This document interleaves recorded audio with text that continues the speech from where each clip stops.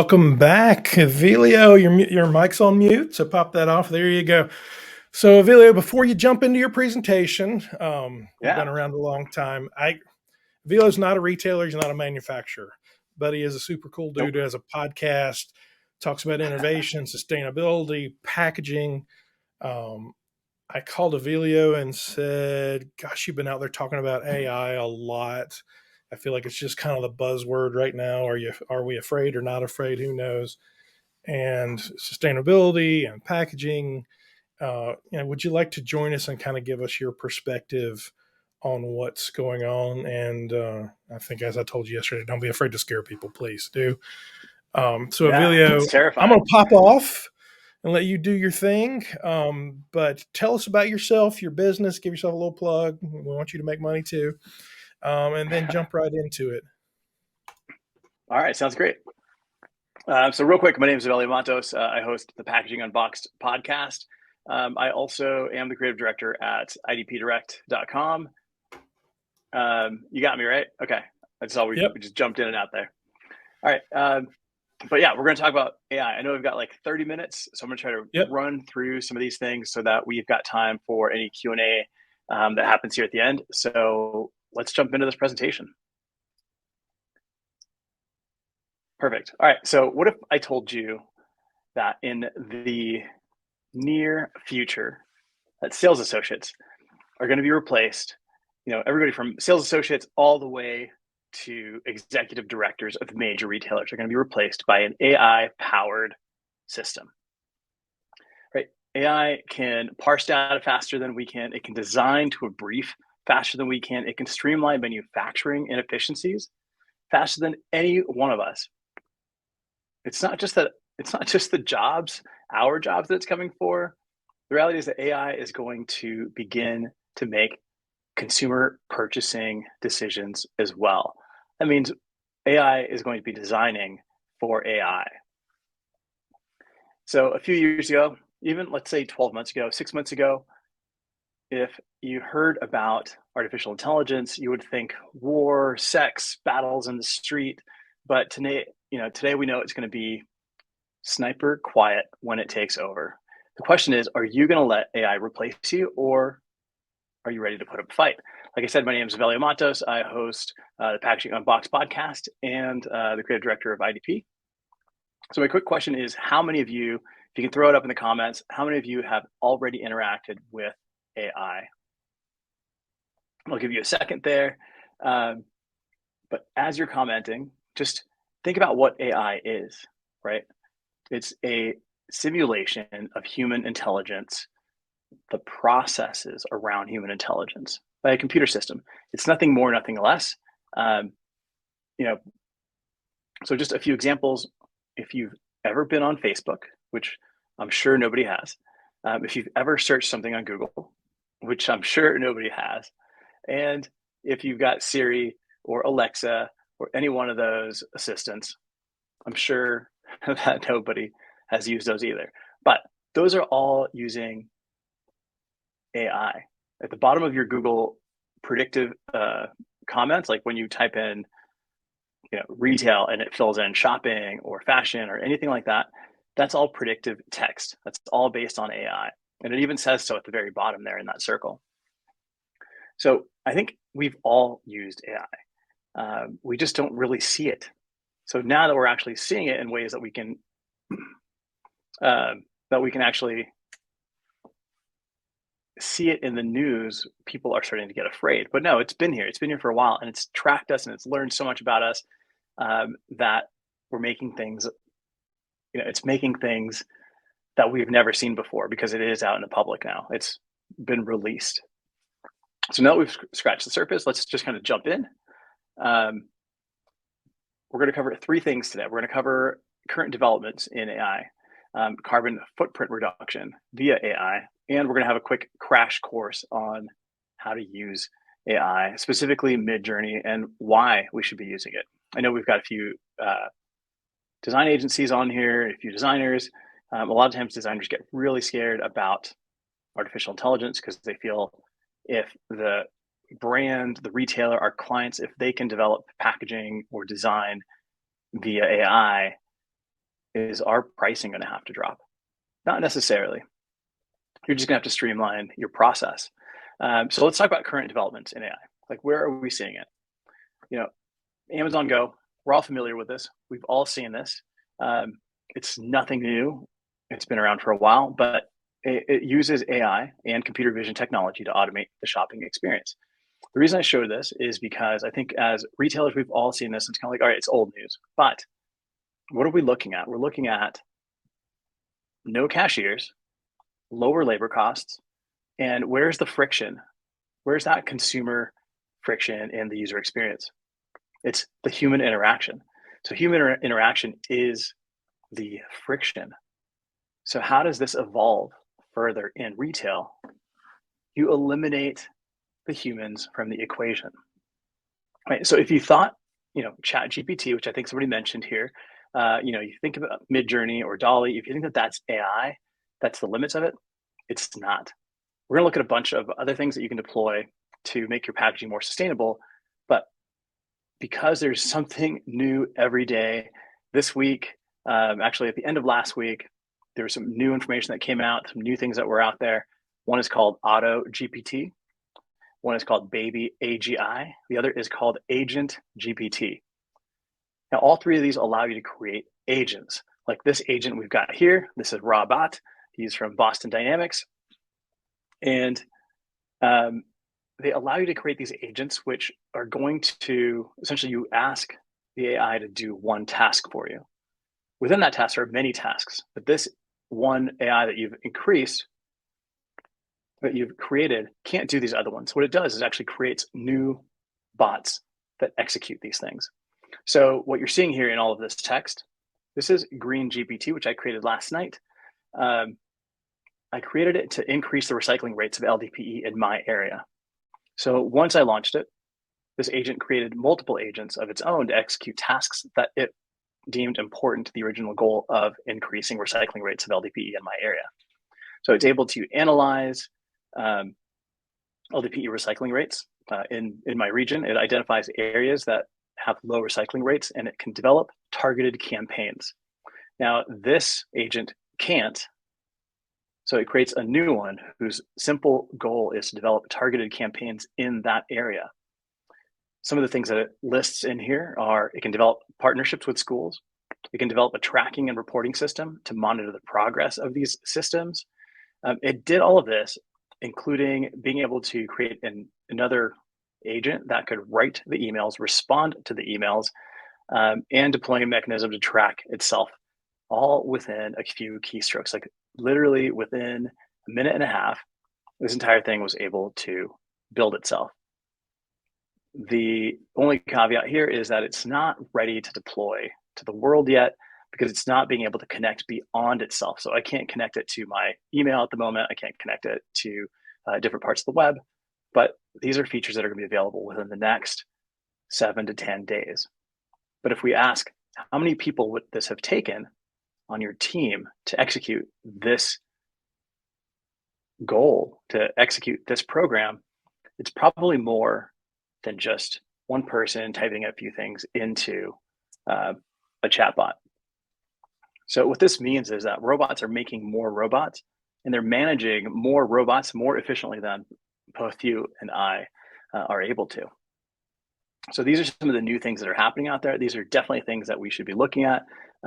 Do some research, look up some of these GPT programs, and I'll show you a video on how it works at the very end here.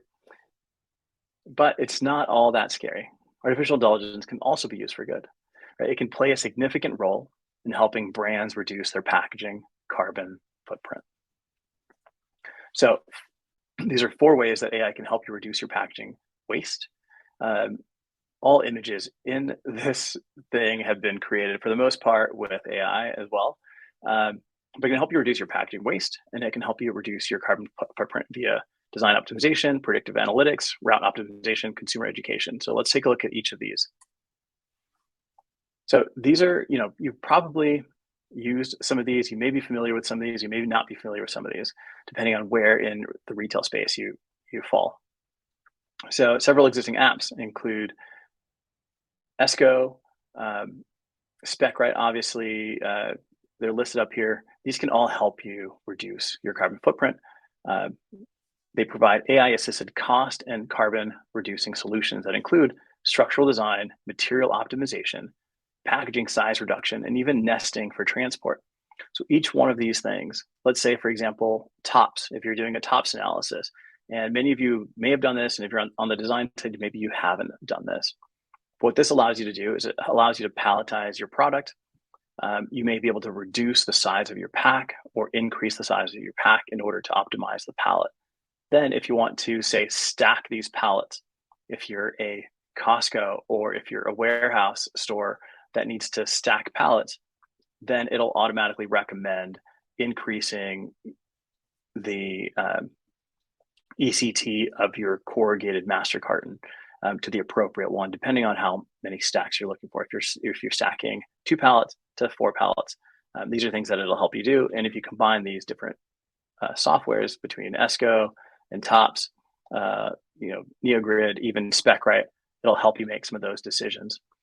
Now, SpecRite is great because it allows you to have all of your specifications for your packaging all in one place. If we're looking at some of these different regulations around the world in terms of bringing in products into, France specifically with their zero tolerance on plastic, you're able to identify where in your supply chain there is plastic, where you can eliminate it, and you can provide them with all of the certifications on your materials and your products within seconds. These are all things that help you reduce carbon footprint based on design optimization. Packdora is another one. I'll show you a video on some amazing stuff that Packdora is doing on how to add multiple SKUs, hundreds of SKUs to design artwork at a much faster rate. Then we've got predictive analytics. So there's software out there that's using predictive analytics. It can optimize your supply chain, your transportation, and your manufacturing process. You can analyze data from a variety of different sources that you're able to put in, whether it's weather, traffic, energy consumption, and come back with new solutions for you. These are pretty large companies. So at this point, you should be using one, if not multiple of these, SAP, Microsoft Azure, IBM, Tableau. These all are able to take all the inputs that you're putting in based on your product, locations, and come back and provide you with what's going to happen, with multiple different scenarios that you can then make decisions on to reduce your packaging, weight, production locations, and really streamline your supply chain and production processes. The next thing, I think out of everything here, this is probably the least sexy, is route optimization. But I've got a good story. On my podcast, I interviewed Thaxton Lipscomb, who is he's a packaging designer, project manager with I can't remember the company as well, but it's a big product brand, and they're moving product across the country. They're having damage to their product. A big part of that was because of the routes that they were taking. They went through one of these apps that went through and looked at all of the transportation that was happening. They found out that the road quality wasn't the greatest on the routes that they were taking. So in order to reduce damage to product, they were considering moving the product over the Rockies, which was going to take longer, twice as long, and use twice as much in terms of fuel consumption. That was the recommendations from the AI. They went out and actually looked at the trucks, looked at everything that was shipping, and this is where humans kind of overcame the AI, was that they realized that they didn't have the air ride suspension on the vehicles. And when they asked why they weren't shipping with the air ride suspension, I believe it was like a $30 to $100 difference in terms of the trucking company. And once they tested a shipment via the air ride suspension, there was zero damage. They had to make zero changes to their master cartons, to the palletizing, to the entire route. It was just a matter of not having the right trucks on the road. Right. So again, AI is great. It's going to help us, but it's not the end all be all yet. So I do like that story because it just shows how, as we have to get out of the office. We have to go see what's happening. We have to go witness these things on our own and make our own decisions. We can't completely rely on these apps. Otherwise, they would have increased their carbon footprint, possibly delayed shipments, definitely adding a lot of time and mileage to these trucks. The other is consumer education. Now, this is probably one of the hardest parts. Is you can do some of the most amazing things from a sustainability side, design side, via AI. Obviously, with our amazing design teams that we work with, you can create beautiful packaging. But if that consumer doesn't know what to do with the packaging where they are, you can definitely reduce your carbon footprint as a brand. But if that product isn't being disposed of properly, if it's not being recycled properly, if it's not being taken to the store to be recycled, then we're not quite fulfilling our expectations, right? Our goal is to be, I think all of our goal is to be even more sustainable than we are today.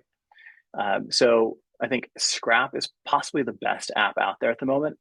At least in North America, you're able to scan your barcode and it'll tell you based on geolocation if that product, not if the material, but if that product is recyclable or not, and what bin it goes into. It's growing in Europe, definitely UK. They're able to function the same way. You're just scanning the barcode in the Scrap app, and again, it'll tell you, like for example, that bottle that you're seeing here, that jar. It'll tell you to take that lid off. The lid can go into aluminum recycling. The bottle can go into glass, and it'll tell you if you've got to remove that label or not. But it's still, there's a friction there that somebody has to actually scan and care enough to scan. So definitely consumer education is the most difficult one. These other apps here, Recycle Coach, My Waste, I Recycle, WasteWise, they all do something similar, but Scrap is the only one that actually allows you to scan barcodes and they collect that data. From a brand perspective, I think what's great for Scrap, if you're not familiar with them, is that they, and I'm not an investor or nothing here, I think this is just a really cool app, is that they're collecting all of this data and then they can share that with you, which is they can tell you what regions across the different countries more materials are being recycled, what materials are actually being recycled. So if you change your packaging, one change in packaging, whether it's the label adhesive, the type of alumina, like there's a variety of different things that happen that can make your product either more or less sustainable.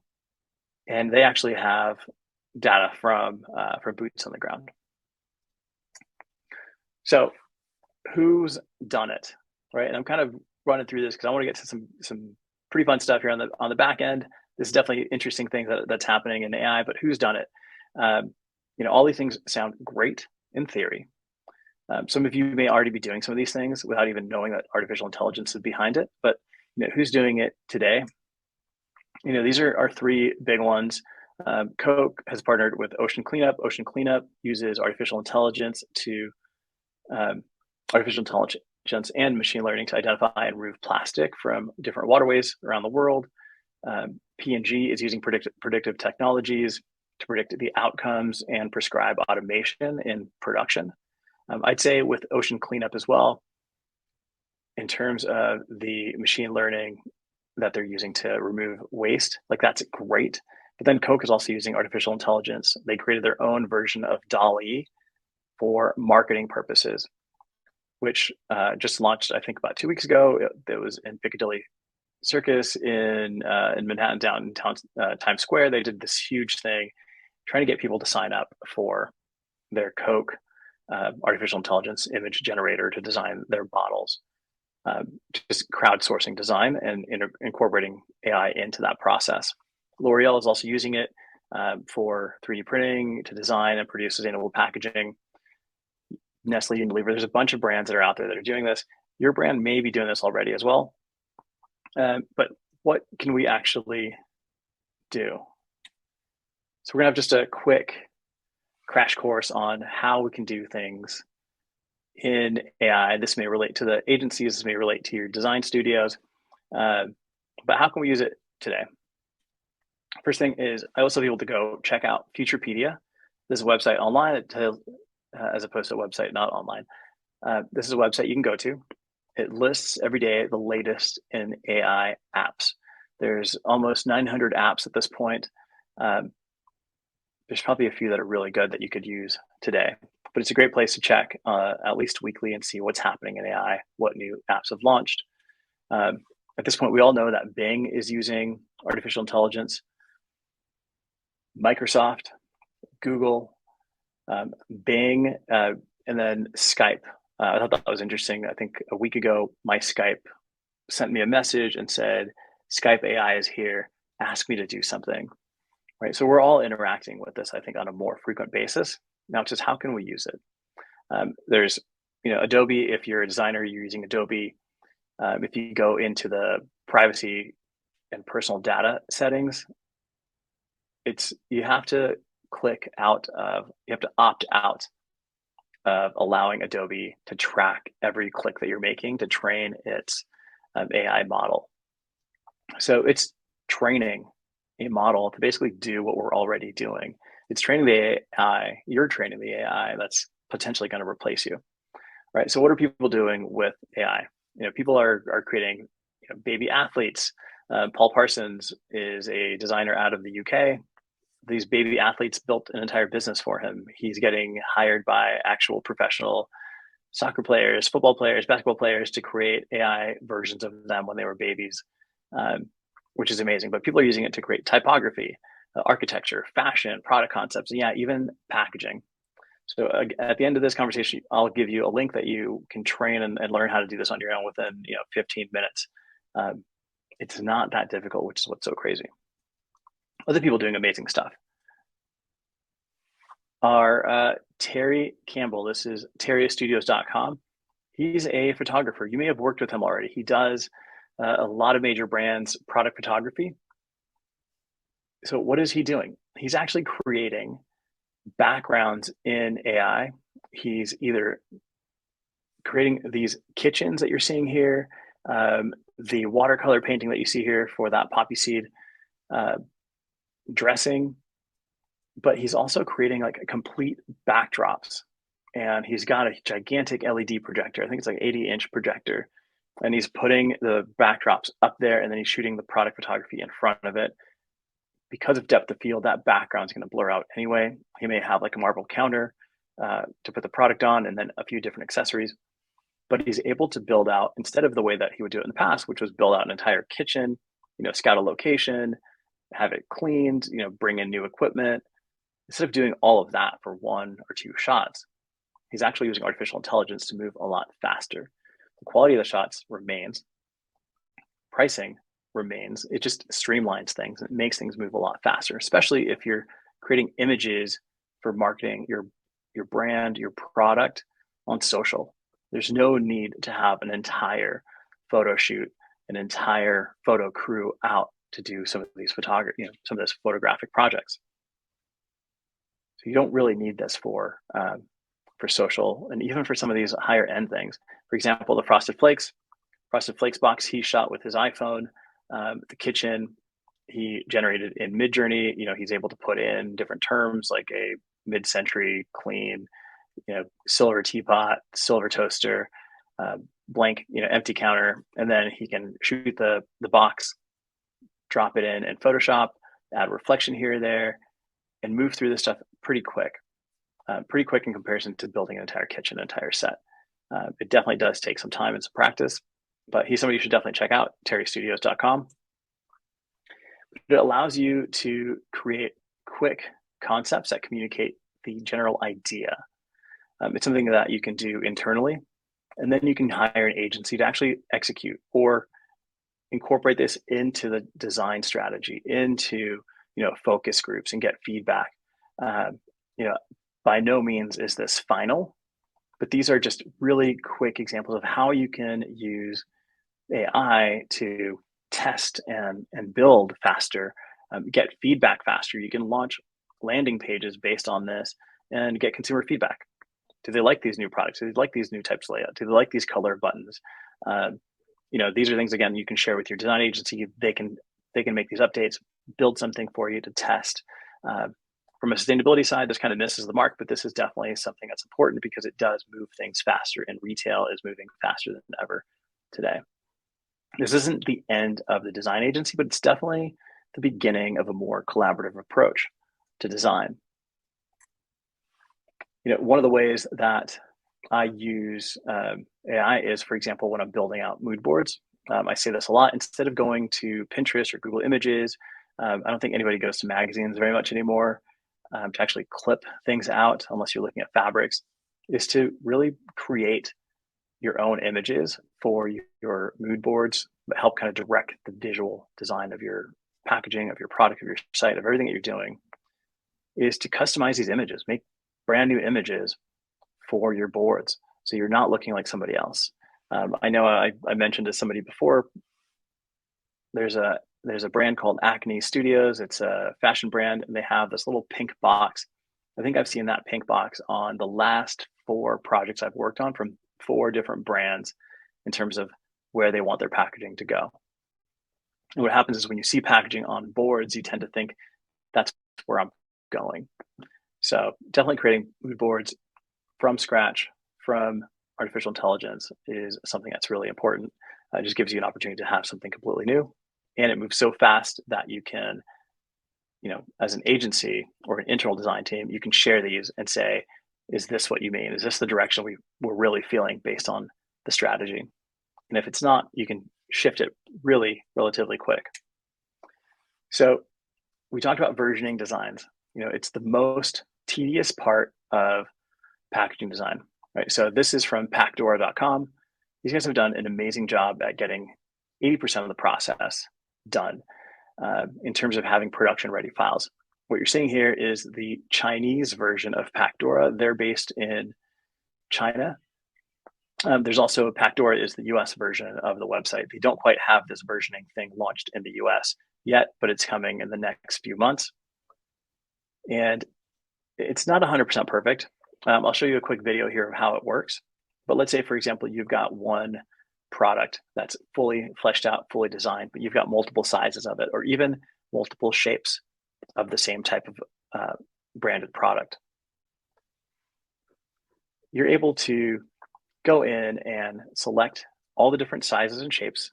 If you've got one box, you've got 5 different sizes, you can type in all the different sizes of the box, and it'll automatically version everything out for you. So let's see if I can play this.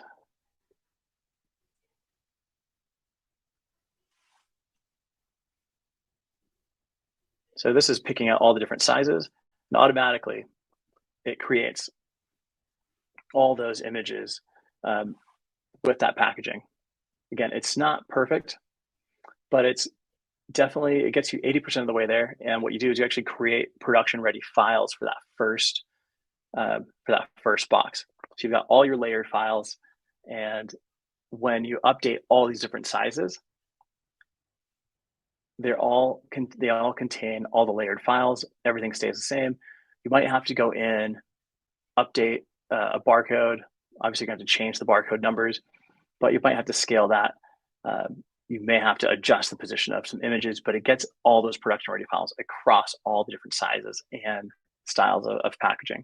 So if you'd like, you can scan this and go to the Packdora site so you can check it out yourself. I'm kind of running out of time here, so I wanted to see if, let's see this. What do you think, Chris? Can we stop? Run it. Yeah, run it. We'll give you a couple more minutes. Go. All right, cool. So here's this ChatGPT. I think some of you mentioned that you've used this before. Using this in combination with Midjourney, you can go into ChatGPT, ask it to create a prompt for you. This is a prompt for, even with my typos in there, this is a prompt for a Scotch, like a modern, timeless Scotch design. And you can see this, what's typing out here is the AI typing the prompt out for me. I'm going to take this, I'm going to copy it, I'm going to paste it into Discord, which is the way that you communicate with Midjourney. Right, so I'm pasting it here, and then this is real time. So, I think this video is like 50 seconds or something like that. You'll see these bottles being developed here. Again, these are just concepts, but this is what I could use in a mood board. this is something I can use to show an agency or my internal team and say, this is kind of the direction that I want to go in versus uh, going on shelf and looking at a competitor and saying, this is where I want to be, or here's where I kind of want to fit between. Right. So these images here, I'd never be able to sketch these or render these out in 50 seconds. So again, there's you can check out Packaging AI, this book, which kind of trains you and walks you through how to do it. It takes about 15 minutes to get through it and learn how to do everything. You can scan this if you'd like to pick up that book, but you can go to Packaging AI on LinkedIn. And I'd say the last thing I do want to show you is this agent. So this is an agent. It's called Trend GPT. And I asked it here. I called it Trend GPT. And what I wanted to do is I wanted to aggregate consumer weekly trends in North America around food, flavor, and sustainability. So this is it in real time, building out its process and building out the agents that are going to execute. Right. So here you've got it. It's going to scrape social media, online forums. It's going to gather data around North American consumer trends related to those three things: food, flavors, recipes, and fashion and sustainability. Then it's going to generate weekly reports that are going to summarize the top trends from around the world. Again, this is all in real time. Like this is, I recorded this screen capture right before this. Not only is it going to generate weekly reports, it's going to basically build another bot that's going to scour those reports. Then it's going to come back to you with executable processes. It's going to use predictive analytics to forecast the future trends and behaviors around North American consumers related to those items based on that target. So if you've got different apps like the SpecRite or any of these other ones, then you can put this information, plug that into there, and generate, have some idea of where your design may be going. This is information that you can share with your design agency, and kind of go from there. But that's the bulk of what I got, Chris. I mean, that's awesome. Thank you, first of all. Second, thank you for the call out for Terry Campbell. Terry shot both of our books. Terry's amazing, Cincinnati based. Please call Terry. He's a great guy, great photographer. Third, I mean, it just, I think we could talk about this for hours. The packaging implications I get so clearly, particularly the sustainability piece. If I could say, hey, here's my 10,000 SKUs, optimize these, and I'd like to lose 5% of the packaging. Yeah. And it could do it. Holy cow. Game changer, right? Crazy. Yeah. I mean, you don't have to have an entire team to do this. I mean, you can, and I'm not for reducing workforce, but that's what happens. Well, but I mean, right? a project like that, it's a matter of changing people to do it anyway. I mean, an average retailer has 10 to 20,000 SKUs. They don't have the staff to look at every package. I promise you, they don't. No, they don't. No, it's crazy. And second, the last piece you did on trend. Yeah. I mean, if I could set up a bot to get in front of a TikTok food trend, it could be huge. If you knew that feta and tomato pasta was coming, or the Dahlonega coffee, or there's been 52 the pink sauce or whatever. There's been for a grocer to know that's coming and be brave enough to jump in could be a game changer. And not even just jump in, but be able to jump in seconds. Like, you could jump on to, a Midjourney or any one of these image generating apps and create like a new product. Like I shared for the CVS lip balm, create like a whole new thing and share it on social and get feedback, right? If it's trending and people are interested in it, could you pre-sell some stuff? That's awesome. It's just awesome. So time for two questions because we're a little bit over, but this is a good conversation. Anybody got any questions? Let's see. George is out there. George Essex from Miami. And it wasn't long ago that everyone was saying AI was only going to replace unskilled jobs. Anybody else? It just depends on who you ask. If aggregating trends is a skilled job, right? If a machine can do it, Well, I mean, It's, at some point, you're I, buying time. You're buying that's, you're buying a resource that we just don't have. So yeah, it kind of is what it is. As you look absolutely. forward, is there anything you're particularly excited about that might be coming? I think the biggest thing I'm excited about is the agents and being able to connect them to everything. Because if I can, for example, create a to-do list across my marketing and say, these are the things in the morning that I need to get done today or this week. And I just wake up and my bot says, these are the things that we need to do. Do you want to deploy them? And I say, yes. And I'm getting a message, and a minute later saying, we can buy this ad space in these 3 cities for this much money. Do you want to do it? And I say, yes. And it deploys it. Like, just think of how much time you can save as long as you know how to train the AI, and how much stuff can actually get done. And when you can connect all of these things together, I mean, it's pretty amazing.